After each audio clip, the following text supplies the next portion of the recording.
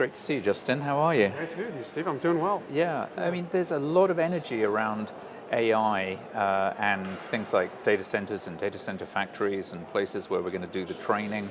That's obviously great business for Nokia.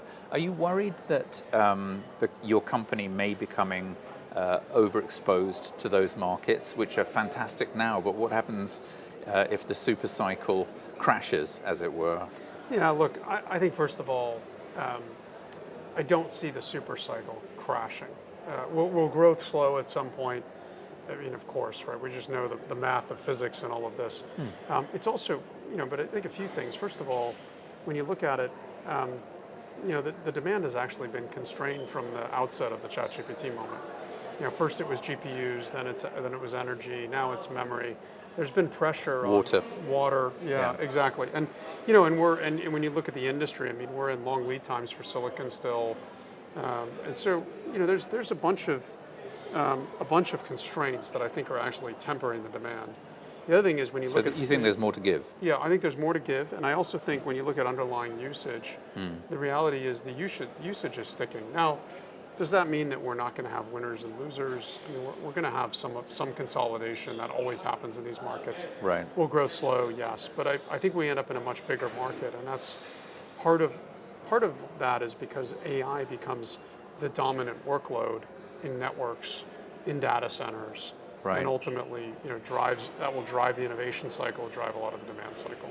And the new growth, it's almost like there's a lot of growth coming from, if I can even use that term, a traditional hyperscaler. They haven't been around that long, but the well-known established hyperscalers. There seems to be a lot of stuff coming from the neo cloud players as well. A lot of investment going into that. Do you see that as well? Yeah, we see it on both sides. Absolutely, hyperscalers and neo clouds.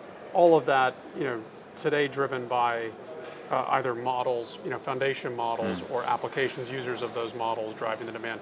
What's interesting though, and I think about this, quite a bit, is we really only have scratched the surface. So we have a tremendous amount of data, or 100 trillion tokens a month,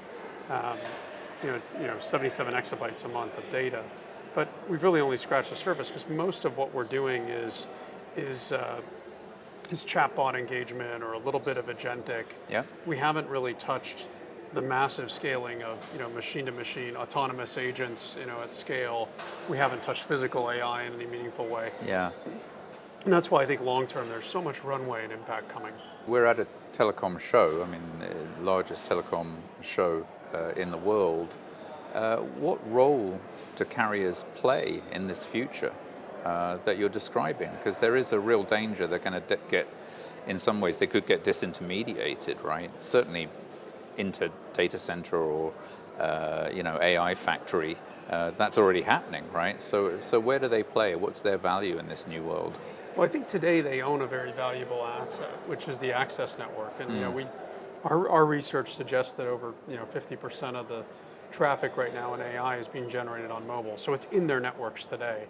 The question is how they capitalize on it. This is why, at this show, and our big conversation is around designing AI native networks. Not recognizing that first of all, you can't just transform these networks overnight, but if they're already carrying the majority of the traffic, as that traffic inevitably grows and moves into the physical world, they're either going to have to innovate or they're going to be disintermediated. Right. And I think there's many of them, some of the customers that we're partnered with on AI RAN, for example, that are really thinking about how do we innovate and take advantage of this opportunity.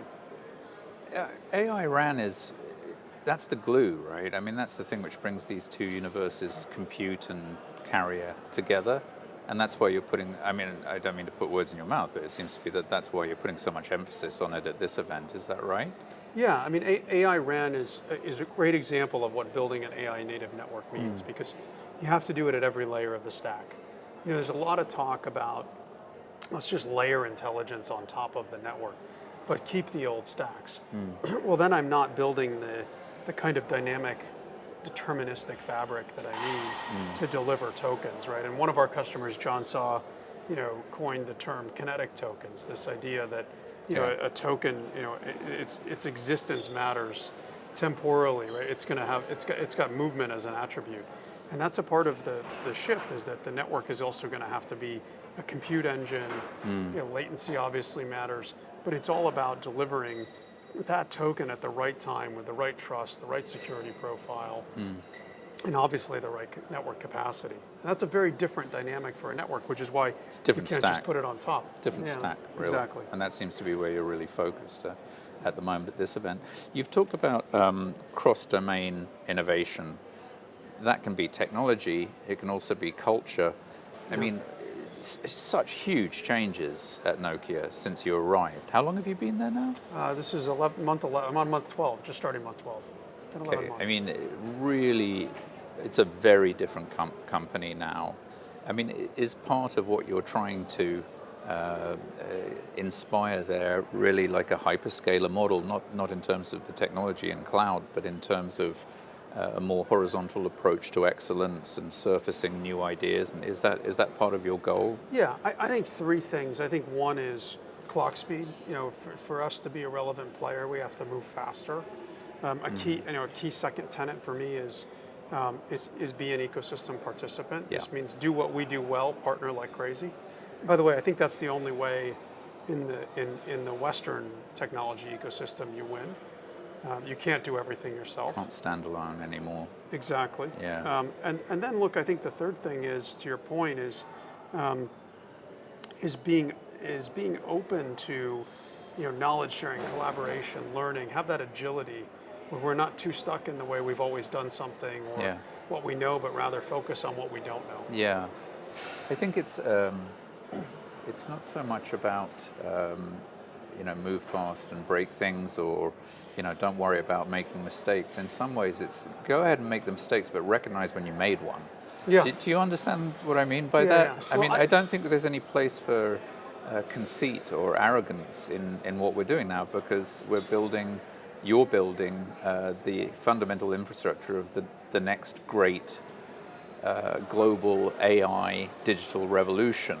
So yes, we need different approaches, but we also need to recognize when we need to be humble at the same time, I guess. So yeah, and the pace of technology is so fast that even if you're a winner today, you can be disintermediated in 6 months. It can be. It's less likely that that's going to happen if you've locked arms with the companies that you brought here today. I mean, just to mention two, NVIDIA, they invested $1 billion in you, and T-Mobile. I mean, those are pretty good partners to have to avoid getting disintermediated, I would have thought. Well, that's fair, but I think we have to have that mindset and have that agility of constantly learning at what's next. And what's great about both of them as partners is they're pushing the envelope with us, they're challenging 100%. us, they're stretching us, and it's great for my team, and those that are rising to the challenge. It's fantastic to see.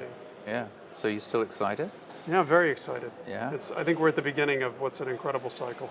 It's been a fantastic story. I feel like we should do one of these documentaries like they do for the British football clubs. Welcome to Wrexham.